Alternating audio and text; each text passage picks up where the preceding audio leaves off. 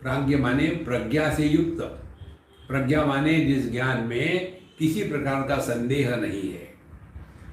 यही शब्द का प्रयोग अर्जुन ने किया था, स्थित प्रज्ञस्य का भाषा समाधिस्तस्य केशव।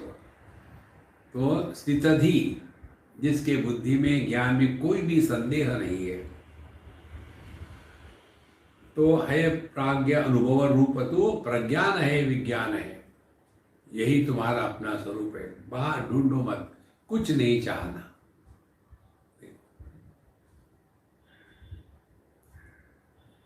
ये इतनी सिंपल और इतनी जबरदस्त साधना है। एक भी बार हमारे मन में ऐसा विचार नहीं आना चाहिए, यार आज मैंने मौत में सो गया, टाइम बर्बाद कर दिया मैंने।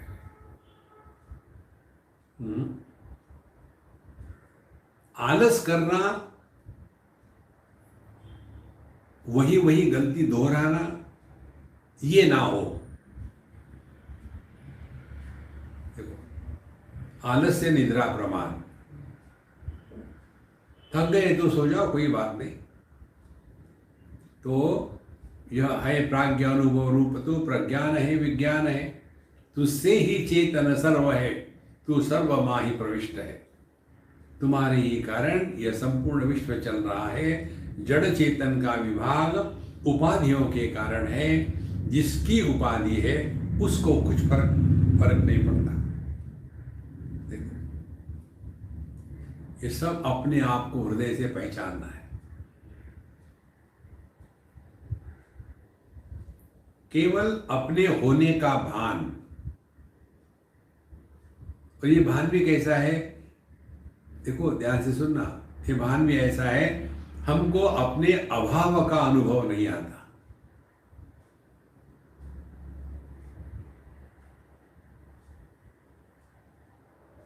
क्योंकि हम एक ही है, इसके बाद दूसरा विचार या वृत्ति उठेगी नहीं।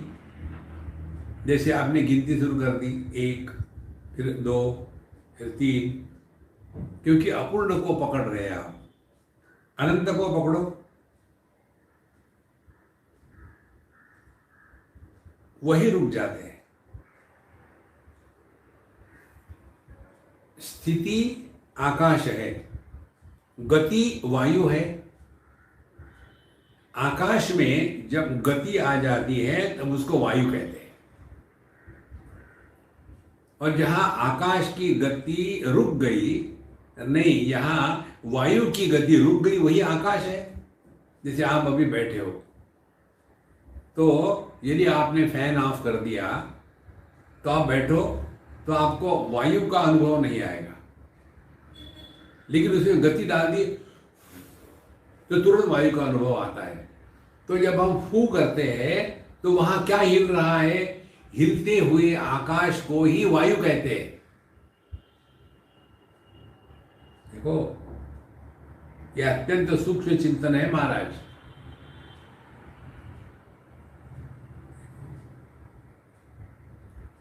और इसीलिए हम सभी के सभी क्या चाहते हैं? शांति। शांति क्या है? जहां अशांति का अभाव है। लेकिन जो अभावात्मक नहीं है, काम जहां है वहां गति है, क्रोध जहां है वहां गति है। काम, क्रोध, लोभ, मोह, मद, मात्सर्य, हर जगह में कोई ना कोई गति है, विक्षेप है। लेकिन इनका अभाव, काम के अभाव को शांति कहेंगे, क्रोध के अभाव को शांति कहेंगे। तो क्या शांति अभावात्मक है? क्या आकाश अभावात्मक है? चिंतन करो। देखो महाराज, धीरे धीरे ये बात ऐसी स्पष्ट होने लग जाती है। आकाश का ही चिंतन करो। क्या आकाश अभावात्मक है? इसका उत्तर होगा हाँ और ना, दोनों। अभावात्मक है इसीलिए उसमें कुछ रख सकते हैं। देखो, एक बोतल में आप समझो कोई वस्तु भर रहे हैं, पानी भर रहे हैं, तो जब पानी पूरा भर गया बोतल में तो फिर और डालो, नहीं अभी उसमें जगह नहीं है। जगह माने क्या? आकाश नहीं है। तो क्या आकाश खत्म हो गया? देखो, तो आकाश होगा तभी तो उसमें पानी जाएगा ना। माने आकाश क्या है? अभावात्मक, एम्प्टीनेस स्पेस, माने जो नहीं है, अभावात्मक। जो अभावात्मक है उसमें कुछ रख कैसे सकेंगे? देखो, जो हमने कहानी पढ़ी थी ना अपने योग वाशिष्ठ में, तीन राजपुत्रों की, तीन राजपुत्र थे। एक राजा की पत्नी या दाई जो भी हो, बच्चों को कहानियां सुना रही थी। एक अभावात्मक राज्य था, वहाँ तीन राजकुमार थे, दो पैदा नहीं हुए थे, एक मरा था। और वो हिरण के सिंग का बना हुआ धनुष्य बाण लेकर के निकल पड़े। अब इसमें कहानी में लगता है ठीक है, लेकिन कुछ नहीं है। इसी प्रकार से आकाश अभावात्मक नहीं होगा तो उसमें कुछ रख नहीं सकते, और अभावात्मक होगा तो उसमें कैसे रखेंगे? जो नहीं है उसमें आप क्या रख सकते हैं? यही तो सौंदर्य है जगत का। इसको पकड़ लो। सब विरोधाभास के पीछे परमात्मा छुपा है।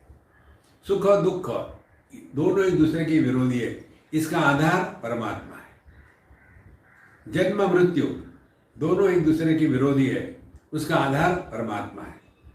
तो जहां जहां विरोधाभास आता है वहां प्रभु छिपे हुए हैं। तो शब्द और शब्द का अभाव, अस्ति नास्ति, है नहीं है, इन दोनों का जो अधिष्ठान है वो स्वरूप है अपना। तुझसे ही चेतन सर्व है, तू सर्वमाहि प्रविष्ट है। तुम्हारे ही कारण जड़ चेतन की अभिव्यक्ति हो रही है। ये अनेकता उपाधि के कारण है, तुम्हारे कारण नहीं।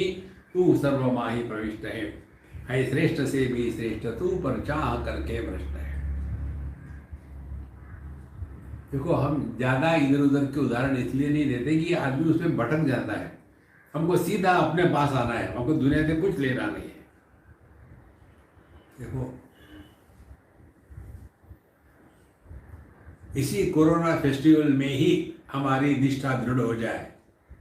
ब्रह्म सत्यम जगन मिथ्या, जीवो ब्रह्मैव न परः, सर्वम कल्विदम ब्रह्म। देखो, दुख हो लेकिन दुखी नहीं होना, रोग हो लेकिन रोगी नहीं होना, यही साधना है। तुम श्रेष्ठ से भी श्रेष्ठ हो, पर चाह करके भ्रष्ट हो।